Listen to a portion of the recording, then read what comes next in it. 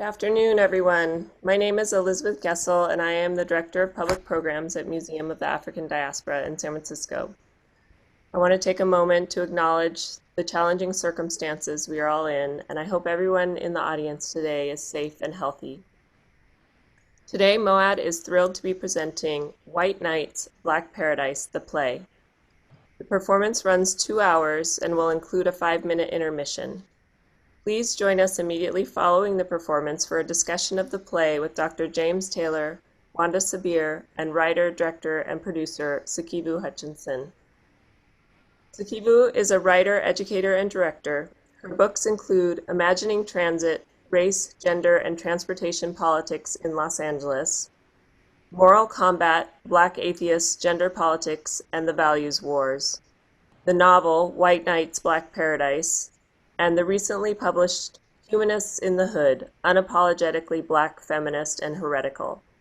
He also wrote, directed, and produced a short film of White Nights, Black Paradise in 2016, and is the founder of the Women's Leadership Project and Black Skeptics Los Angeles. You will now join us to introduce White Nights, Black Paradise, the play. Thank you. Thanks so much, Elizabeth, and I want to give a big thanks to the museum, to the California Humanities Foundation, and the Freedom from Religion Foundation for supporting this work. Black lesbian poet and activist Audre Lorde once said, "If I didn't define myself for myself, I would be crunched into other people's fantasies for me and eaten alive." Her words resonate deeply as we consider the African-American legacy of People's Temple and the November 18, 1978 Jonestown massacre, which claimed the lives of over 900 people, 75% of whom were African-American women, men, and children, seeking to forge an alternative society in Guyana. Black women lived, loved, struggled, and died in disproportionate numbers in Jonestown, and their belief in the revolutionary promise of the 2 decades-long People's Temple movement and the Jonestown settlement exemplified their long tradition of activism in the face of violent erasure. Often, in my mind, what gets lost in the historical demonization of Jonestown is the complexity of the People's Temple community, its politics, its resiliency, its cultural relevance and status as a response to structural racism. As a piece of speculative and historical fiction, my play, White Nights, Black Paradise, troubles the boundaries between fact and fiction to expose how the cultural imagination behind People's Temple and Jonestown has been constructed over time through multiple interpretations, voices, and memories in an effort to disrupt the whitewashing of Black self-determination. In a Black Lives Matter movement era in which Black communities continue to be under siege by the legacies of slavery, Jim Crow, state violence, and racialized sexual violence, I am acutely aware of how Black experiences in Jonestown are often appropriated and depoliticized, thus stripping Black women and Black people of agency. So before we begin the play, I'd like to thank all of the courageous Black survivors that I've had the opportunity to work with and interview, especially Leslie Wagner Wilson, the author of the memoir Slavery of Faith, and San Francisco PD Captain Yolanda Williams. For decades, both Leslie and Yolanda and other Black survivors have really been on the front lines of lifting up Black women's truths and calling for accountability. And I'd also like to give a shout out of appreciation to the Jonestown Institute, which is headed by Rebecca Moore and Fielding McGee. And that platform has been a powerful one, a powerful forum for giving visibility to the stories, experiences, and histories of People's Temple and Jonestown. Finally, last but not least, I'd also like to thank my phenomenal cast, as well as the Roby Theater, where this play was workshopped in 2017. And give a shout out of appreciation to our virtual stage crew, Claudia Alec and Nanzi Dwindi of Calling Up Justice. Thank you so much for being here this afternoon, and we'll begin the play. White Nights, Black Paradise by Sikivu Hutchinson. Act 1, Scene 1. The sound of banging. Night watch woman in a guard's uniform bangs on a TV with a rabbit ear antenna. A clipboard and a stack of newspapers are beside her on a small desk. Dover, Air Force Base, 1978.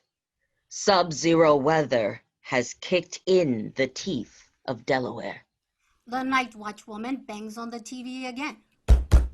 She sits down in front of the TV. A voice starts talking, staticky, in an interview mode.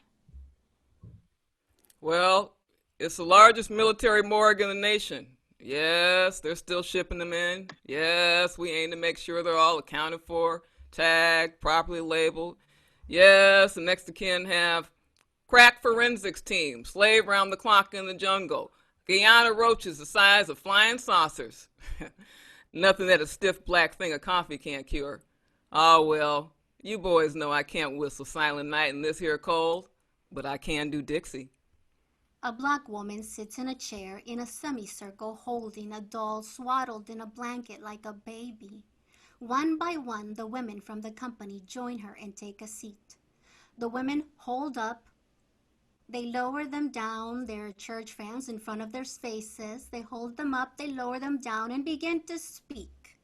Well, I don't know. Must have been some crazy, misguided niggas from Bama deep in the backwoods. Just up and went boo in the middle of the night.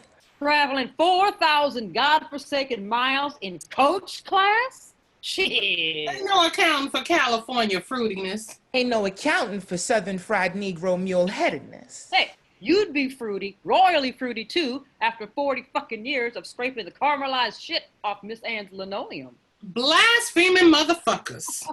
Well, a little blaspheming is good for the soul and the digestive system every now and then. Small heart and hope to... Honestly, best beloved, what would you miss? Shuffling off this here mortal coil.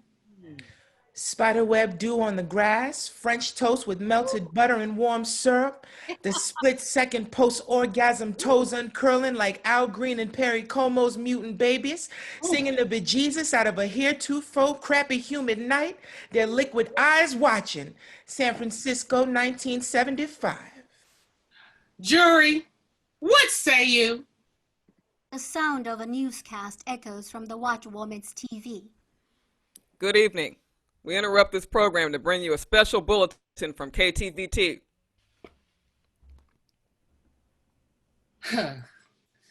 They came.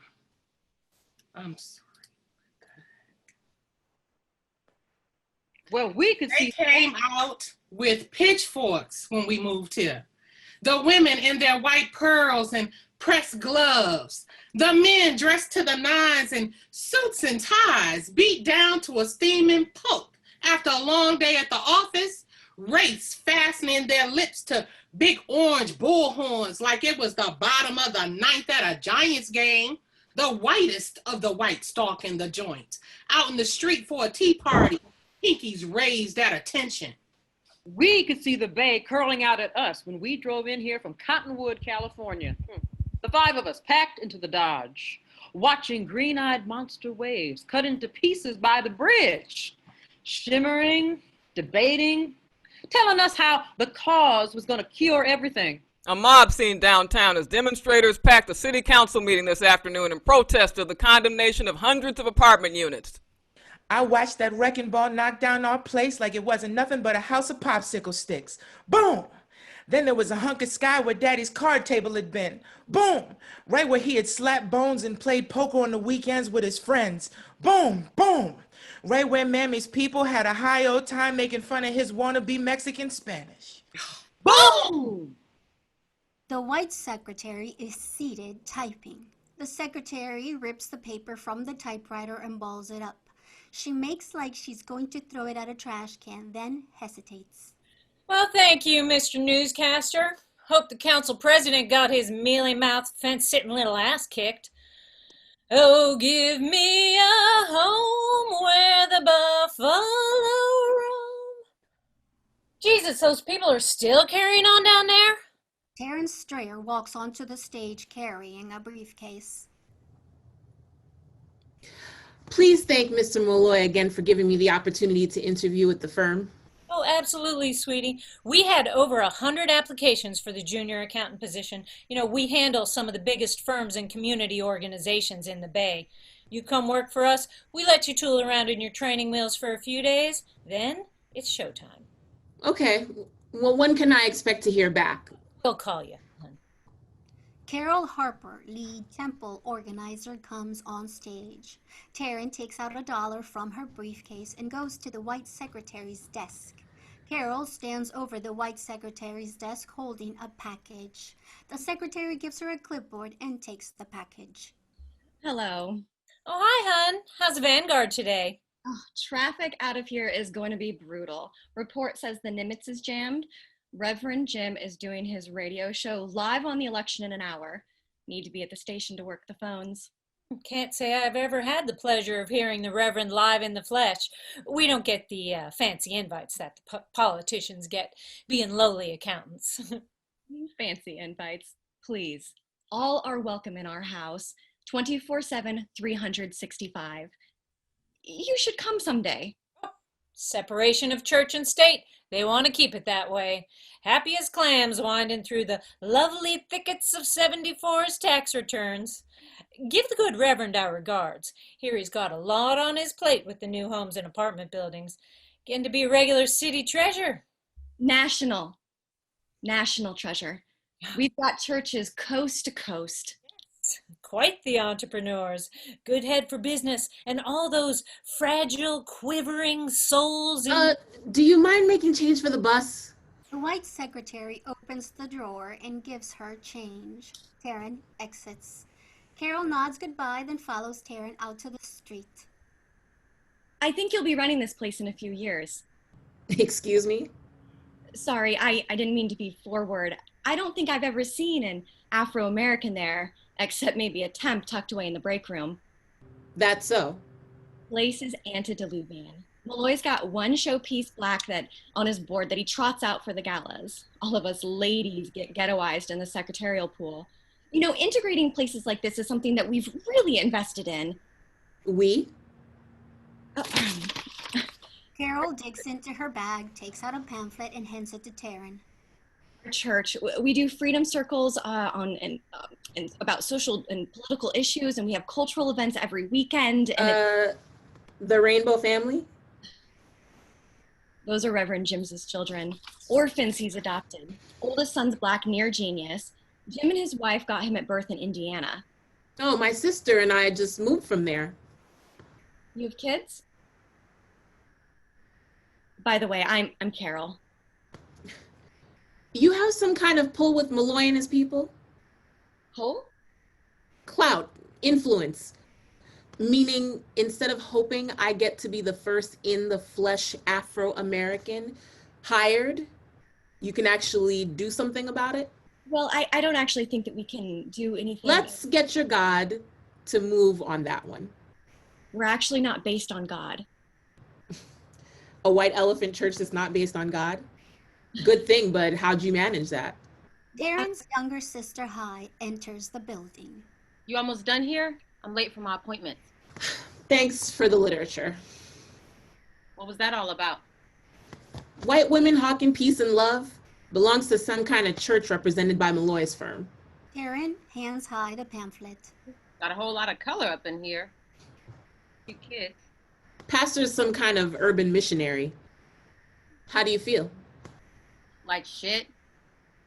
You take the pain pills? For the 100th time, yes. How'd the interview go? Okay.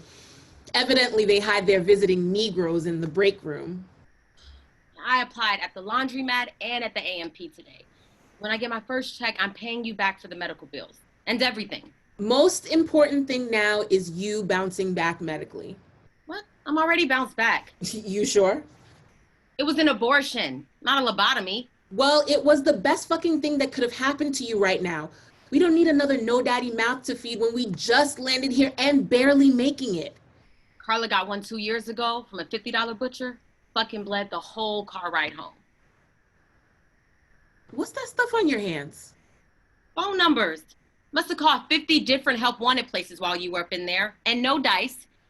Can't do that Doris Day decoy voice like you do. Stop marking your hands. You want people to think you're an undisciplined psycho?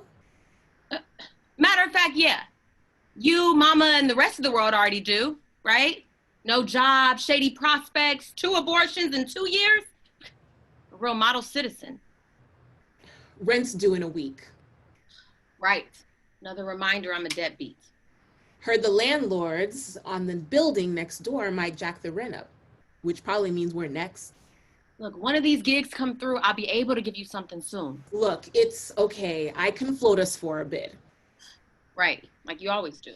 If I get this job, the first check will be in 2 weeks. And after rent, we'll have enough for the light bill, food, bus, dry cleaning. Gonna have to wear a suit every day. Shit, and then there's the interest on the abortion bill if it goes into collection. You want me to ask Mama for some... I told you, no, there's no need.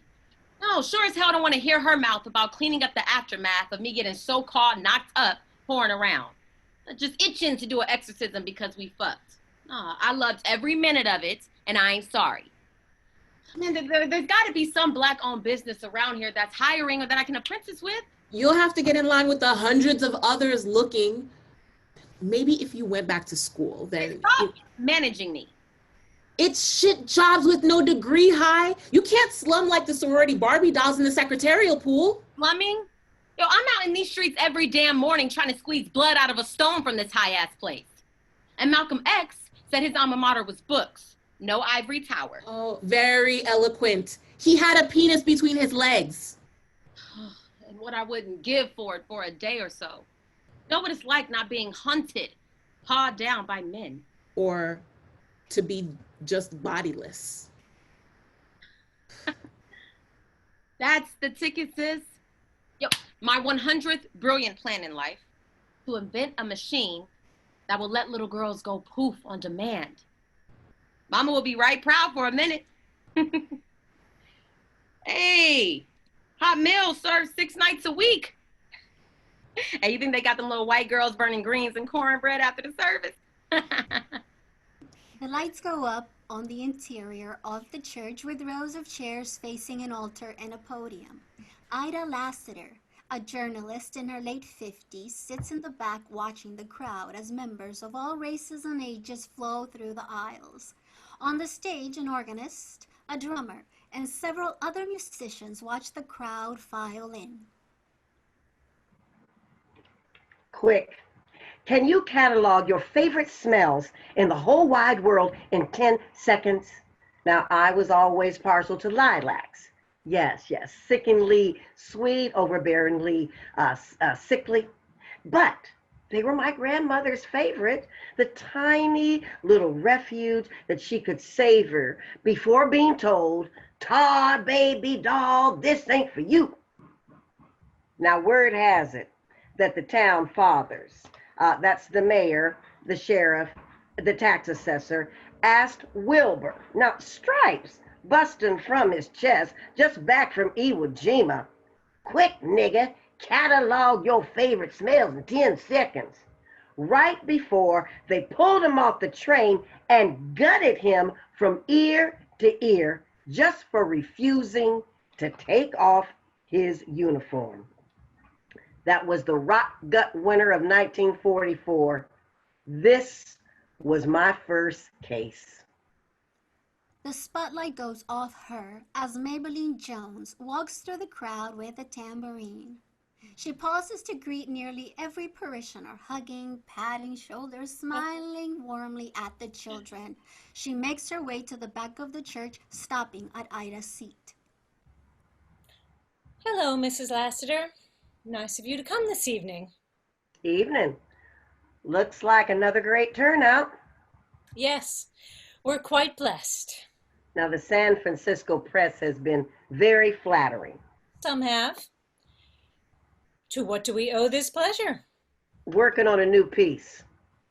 I heard your paper was shut down.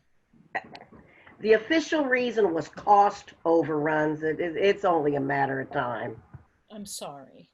Don't be. It wasted pathos. There are far more deserving subjects. I just wanted to thank you for the care package you sent us, Mother May. My boy's recovering just fine from his operation. Oh, don't mention it. We're hoping that you and your family can move into one of the Temple apartment collectives soon. Well, we'd like that. You know, the buzzards at the bus company say they can't give me health insurance because I'm working part-time. They would cheat us out of breathing air if they could. Check with Carol about getting your son into our new clinic. She takes Leslie by the arm, turning for a moment back to Ida, smiling coolly as Ida takes a notepad from her purse and starts writing. Leslie joins the congregation. At some point, I'd like to sit down with you, Mrs. Jones. No, I don't think so. There's nothing I could tell you that you haven't already heard straight from Reverend Jones's mouth. Oh, come now. Now, you must be very proud of him and all the progress that the church has made since Indiana. And what's an empire without a good woman behind it? Proud? Yes, of course. This is no empire, though. Our family has... Well, proud of him and yourself, of course. I mean, starting this place from nothing, working your fingers to the bone, venturing clear across the country and opening up housing collectives for poor folk against the backdrop of that elegant singing voice of yours. Now, are you still leading the choir? When I can. I'm still called. Light of my life, being raised a stodgy Episcopalian. But what with getting the new clinic up and running and coordinating our bus trips and helping folks get settled into the housing collectives, it's exhausting. Necessary. Oh. I've been ministering in my own way since I was a child. Long before Jim or any man paid me any mind. I was a nurse in the state hospitals, saw the misery and suffering up close. Black mothers turned away, babies with tuberculosis shoved into dirty wards. We only have a finite time on God's green earth. So, you've surfaced at an opportune moment. Again. Yes, surface, watching from the water. Now, your boys, they're traveling the world, I hear. The Negro, the black one, and the white one. Now, they're looking for what? New territory? Seems like equal opportunity housing right here in the Golden State just still isn't enough. I know this isn't news to you, Mrs. Lassiter, but there's a war here against poor people, against blacks, a deadly civil war, a cancer. Now, our family's fighting to stay together by the skin of our teeth. And all that we ask is that members who have homes, who have property, join us in giving to those in greater need, to root out the cancer. Taryn and High enter the sanctuary looking for a seat. Jess McPherson, a therapist who provides counseling services for the church, walks over to them with programs. Evening, sisters. Welcome. We can only stay for the first half.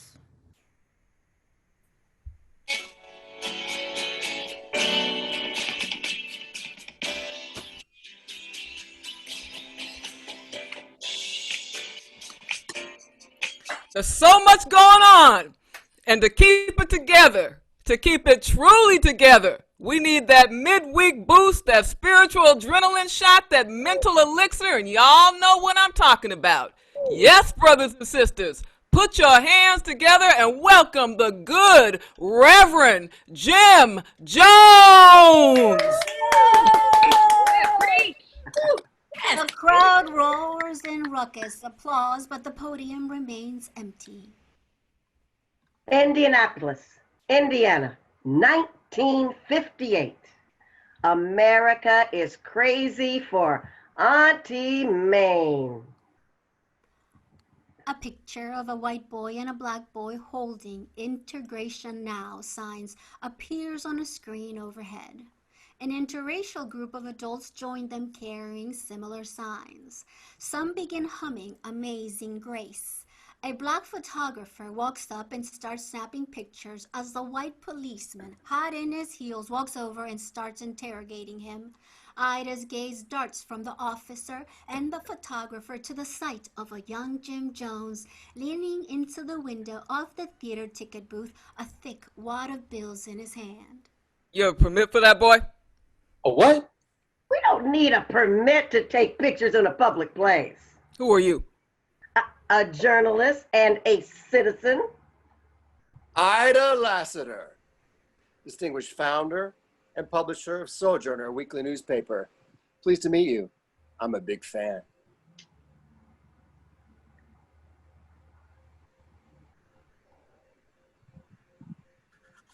What's this ruckus about, Jones? The 5:30 show, officer. We're just trying to get in to see old Auntie Mame. You know Negroes aren't allowed in this place. We aim to change that. You said so much as a toe in there, and all your people are going to get arrested. Turns to Ida and the photographer. And you got 2 seconds to get the hell out of here. This is public property, and you don't have enforcement rights here. The officer prepares to get in her face when Maybelline walks up. She is visibly pregnant. What seems to be the problem, officer? You with these people, ma'am? I'm Maybelline Jones. This is our congregation. Ma'am, you're going to have to clear out of here. We got nearly 100 paying members that'll come and pack this theater. Put butts in seats that would have been empty otherwise. Now, what red-blooded American businessman is going to reject that kind of profit? Oh, they've been doing it for decades, Jones, since Al Jolson first bleated out Mammy on screen. No, this has nothing to do with pure commerce, Jones. Officer, can you at least hold off until we've sat down with the head of the theater company? Okay, you got 5 minutes. And boy, you got 10 seconds. I got an ordinance to enforce. Bullshit. What ordinance? Hell, we will have their crackers, ever since getting permission to pull illegal crap out of thin air. We will slap our latest fabrication right on the front page tomorrow and galvanize these bourgeois Negroes in Sunday service.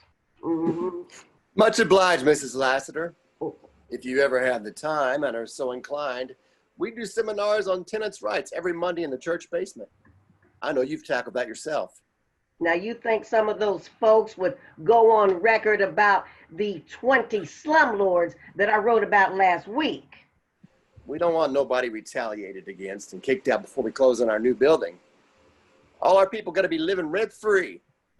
Then you are going to have to be the public face against these jackals. I'm ready. They are going to come for you.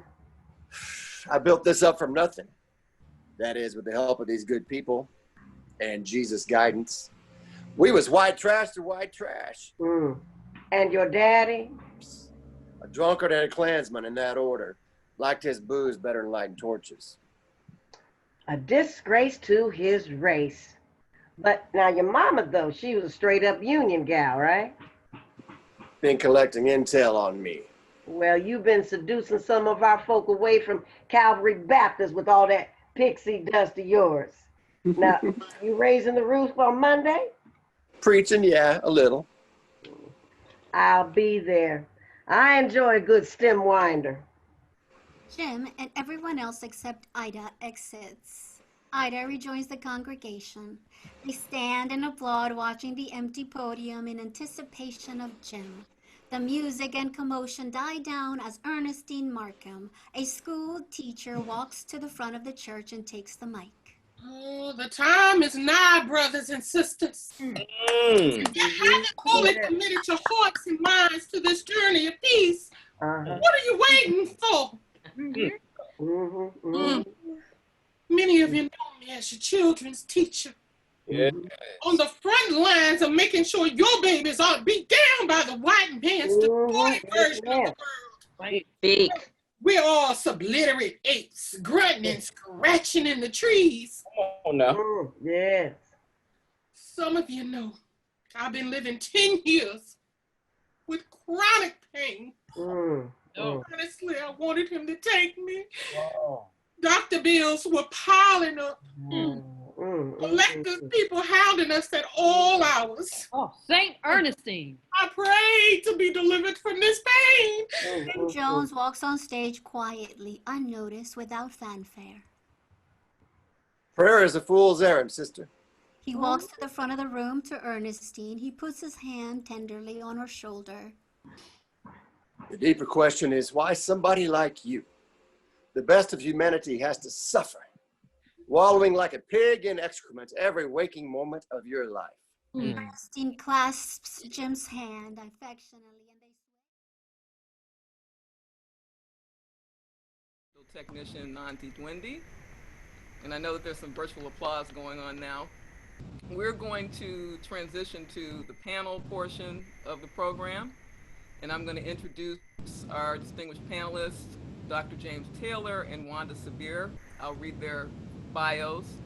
Dr. James Taylor is a professor of political science at the University of San Francisco. Professor Taylor's current research is on a solo-authored, full-length study of the People's Temple movement and African American political history in California.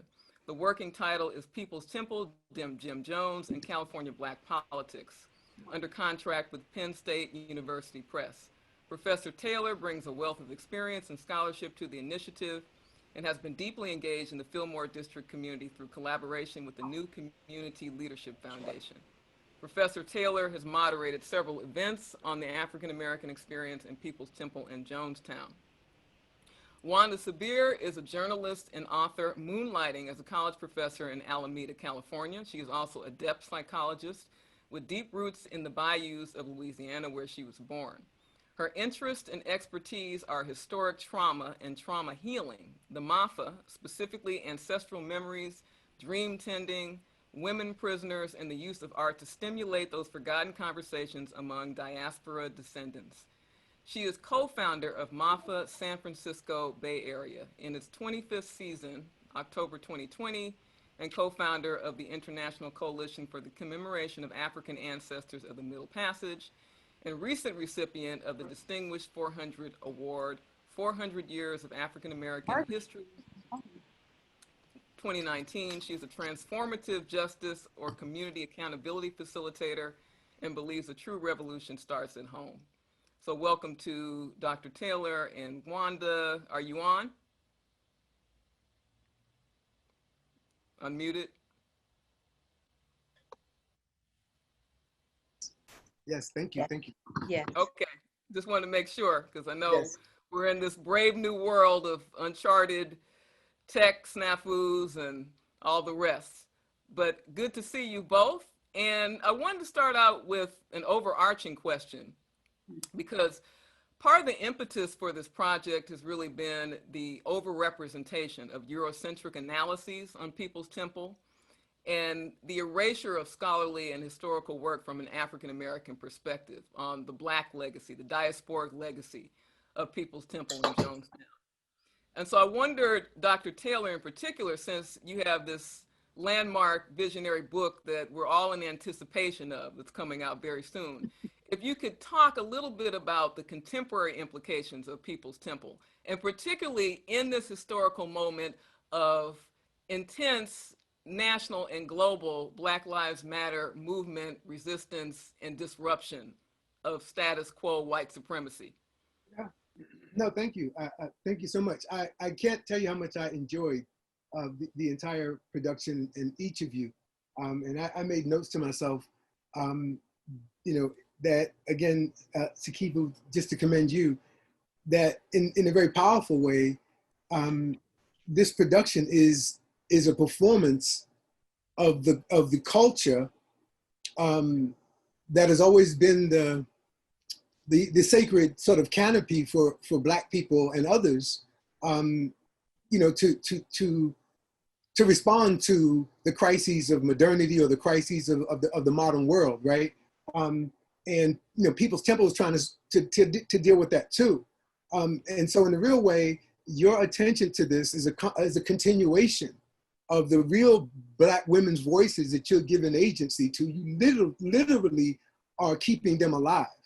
And so there's almost a multi-dimensional thing going on in this production, because it is really the performance in its own right, in its own contained production, but also how it connects to the history of Black women and Black art and Black art production, both in People's Temple, but in the Black arts movement, in the Black power movement, in trying to use art and culture, music, dance, but also just plain talk, the plain talk of Black women.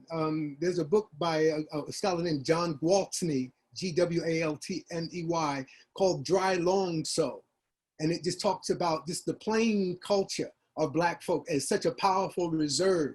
And as I listen to the Black women talk from these, characters, talk from these intersectional perspectives about white women, about, about Carolyn Moore, and about Jim Jones, and about the white folks, and about the Black, sellout dimension, identity dimension. It was just so powerful because the Black woman voice of is enough.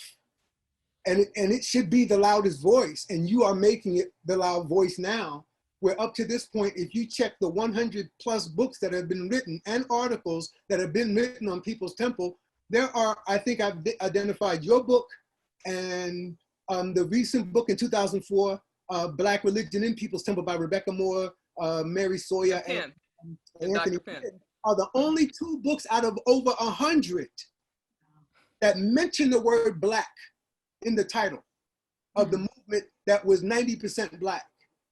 Because of the obsession with the white narrative of it, when it's told by white folk, it's mystical, it's wizardry, we don't understand it. It's Jim Jones was amazing and something went wrong, but if you ground Jim Jones and the whole movement in its origins in Indiana and its borrowing and Jones's I don't want to say co-optation, in part co-optation, but also participation in the culture, but in a specific form.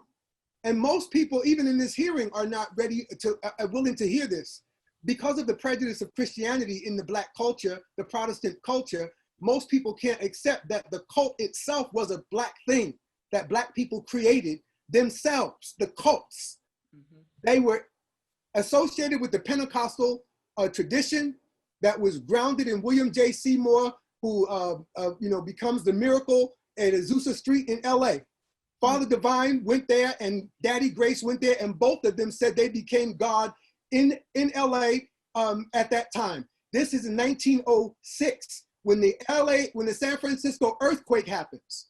Father Divine had been in LA and said that his presence there caused the earthquake, and then he came up to San Francisco when the earthquake happened. Father Divine. What I'm suggesting to you is that Black people created a form of leadership to reject the white world that was lynching them, and they completely rejected it. Totally, and they created something in the Reconstruction era. This is after this is right when Booker Washington is the dominant Black leader in America from 1880s to 1915 when he dies. Father Divine, Daddy Grace, and other less well-known figures, Elijah Muhammad. Do I need to keep going on? Leonard P. Howell in the Bronx is in Harlem, listening to the rise of Haile Selassie in Ethiopia, and Leonard P. Howell creates the Rastafarian movement out of the Garvey movement in Harlem. Garveyism was the cult. Garveyism was the most successful of them in this form. Their scholarship, the book I would recommend to you, I recommended to Sikivu recently, and it's called Black Sects, S-E-C-T-S, and Cults, by a scholar named Washington, who's one of the great Black theologians of all time. And he demonstrates that Martin Luther King was the closest thing to perfecting this tradition without the God complex, because it always had that attended to it in Father Divine. Daddy Grace did not call himself God. He says he was God's grace only. And then Elijah Muhammad never said he was divine. Others did, but Farad didn't say he was divine. Elijah did, right? But this whole idea that God is Black or God is a woman rejects the Christian, paradigm on its face, and that is a revolution. If you can get that out your head, that God is white, that's the beginning of revolution. Everything else you can figure out in terms of resources and materials, how to organize, how to live community. If you can just get the white man out your brain, get your white God out. So the cult was the most powerful form of Black political expression that the Christians stigmatized and created such prejudice against people like Adam Clayton Powell Sr., Adam Clayton Powell Jr. Father Divine's movement in Harlem was the most powerful thing anybody had ever seen other than Martin Luther King. And we done forgot this. When Jim Jones encountered Father Divine in 1958, he got turned out. And that white boy was never, excuse my language, he was never the same again for 20 years. From 58 to 78, he was obsessed with one thing, being Father Divine. And he could not be. And that's the truth of People's Temple. And so far, when everybody else who's told this story has told it from a white perspective, like Jim Jones was the most amazing thing anybody ever seen. And I say that's some bullshit. You got to go back to Father Divine, Daddy Grace, Mishaw, most famously Garvey, but then Leonard P. Howell, who is the original gong, who Bob Marley's son calls himself Junior Gong after the major gong of Gong, G-O-N-G. That is, in other words, kids will tell you that hip hop was created in the Bronx and right, it came from Jamaica. I'm saying to you transatlantically that when in Harlem, as a part of the Garvey movement in Harlem, when Leonard P. Howell, who was the founder of the Rastafari religion movement, which is the Christian movement, a reform movement that they created under those conditions in Jamaica, he left Harlem and went back to Jamaica and created the religion. It was born in Harlem, nurtured in Jamaica. When he went back, he found others there who were also practicing the traditions, and they came together, added ganja, and now, most of you, do you even think of Rastafarianism as a cult? But I'm saying to you, that's a part of the Black cult tradition. Farrakhan, the Nation of Islam, it's still very pronounced, but the stigmas against it was so. So what I'm saying to you, to answer the question, and I'll try to shut up now because I know others have to talk, Wanda, because I get excited talking about this stuff, obviously, because I think there's so much misunderstanding. Jim Jones is a wizard. No, Jim Jones was nothing but a copycat who could not perfect the Black cult because he was white. And the weight of it came down on him under the stupid conditions of moving to Guyana with nothing to build on except the woods. Father Divine bought up half of New York. Father Divine moved next to the President of the United States, Daddy FDR. Father Divine bought half of Hudson Valley. Look it up. Father Divine bought half of New York during the Great Depression. He bought the second oldest house in America. Father Divine had $20 million when everybody else was broke, and he bought it up. And in 50 years, Father Divine never took up one collection. He did not pimp his people. He did not sleep with his women. He bought mansions and put them in them. So Jim Jones was confused by the power of this Black man and by the cult. And then he saw it later in the Nation of Islam, and then he drifts towards them too. So what we've gotten so far, Sikivu, is a white perspective of the People's Temple that misses out on all of this organic culture that Jones was tapping into, that eventually, I think, under circumstances, became too much for him. And even the Peace Mission, whether you agree with it or not, said that Father Divine's wrath explained the Jonestown deaths. I don't agree with that part, but I do agree that him dabbling in this Black tradition, no different than Eminem with rap, or Benny Goodman with the big bands, or say Elvis Presley with blues. That's how I see Jim Jones, like Elvis Presley, messing with our stuff, and he couldn't handle it under stupid conditions that he created in Guyana. Right, exactly. And then exploiting the vulnerability of African-American women when it came to conditions of disenfranchisement in the Bay Area. And I'm thinking specifically about the characters in the play that are animated by this dream of migrating from the terroristic Deep South, the terroristic Midwest, and coming over to the Golden State and fulfilling this elusive promise of being humanized, of having full citizenship, of owning homes, of having living wage employment, of being fully seen and visible as American subjects. And we know that that's an atrocity and an egregious lie, but being fully vested with that mythology, that's another animating part of this. And certainly Los Angeles and San Francisco deeply embody that iconography